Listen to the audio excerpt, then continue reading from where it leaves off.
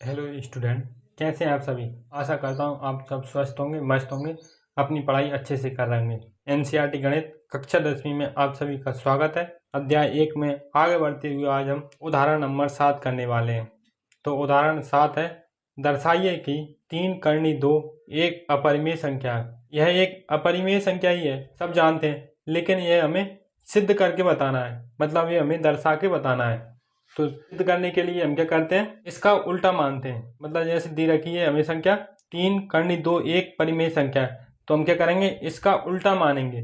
तो उल्टा मानने के लिए हम क्या करते हैं, एक विधि अपनाते हैं जिसे कहते हैं विरोधोक्ति विधि।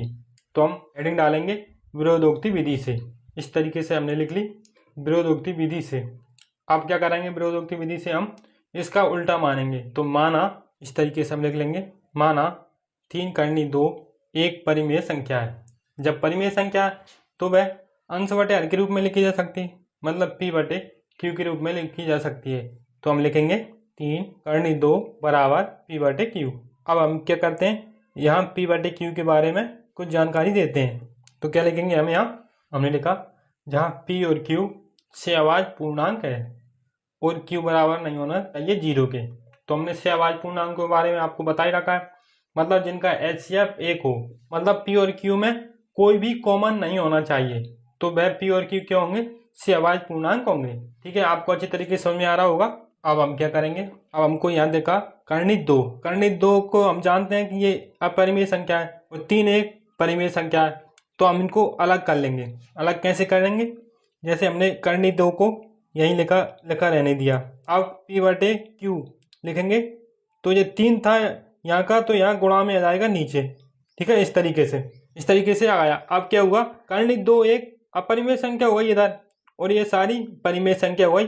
परिमेय संख्या कैसे, पी बटे क्यू तो एक परिमेय संख्या होती है, लेकिन 3 भी एक परिमेय संख्या होता है। जब दो मिलते हैं तो परिमेय संख्या ही निकल के आती है बाहर।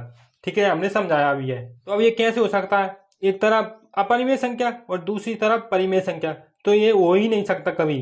तो हमने क्या गलती किया है, तो वो गलती निकल के आएगा। हमने क्या किया है, विरोधोक्ति विधि से की हल किया है, तो मतलब उसका उल्टा किया है। तो हमने माना था ही गलत, 3 कर्णी 2 एक परिमेय संख्या है, जबकि है नहीं, लेकिन हमने माना उल्टा था। तो माना उल्टा था तो हमारा उत्तर भी गलत आएगा। तो यहाँ गलत आया, कर्णी 2 एक परिमेय संख्या है और p बटे 3 क्यू एक परिमेय संख्या है, तो इसके बराबर ये हो ही नहीं सकता। ठीक है, तो हम लिखेंगे p बटे 3 क्यू एक परिमेय संख्या है, इसके बारे में हम दर्शाएंगे। ठीक है, इस तरीके से हम लिख देंगे।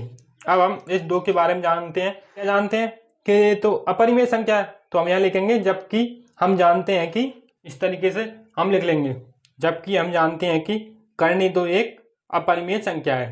अपरिमेय संख्या हमने माना ही था उल्टा, तो हम लिखेंगे अगर हमारी कल्पना गलत है। कौन सी कल्पना, 3 कर्णी 2 एक परिमेय संख्या है, तो हम लिखेंगे अतः हमारी कल्पना गलत है। अब हम लिखेंगे कर्णी 3, अब हम लिखेंगे 3 कर्णी 2 एक परिमेय संख्या ही है, तो हम यहाँ लिखेंगे, इस तरीके से हम लिख देंगे। यही हमारा सिद्ध हुआ है, तो हम लिख देंगे सिद्ध। ठीक है, अगर मान लीजिए हमको दिए रखा हो इस तरीके से कोई सा सवाल, और उसमें दिया रखा हो एक हमें मदद के लिए कुछ संख्या, तो हम उसकी सहायता से पूरा सवाल को हल कर सकते हैं, बड़ी आसानी से कर सकते हैं हम उस सवाल को।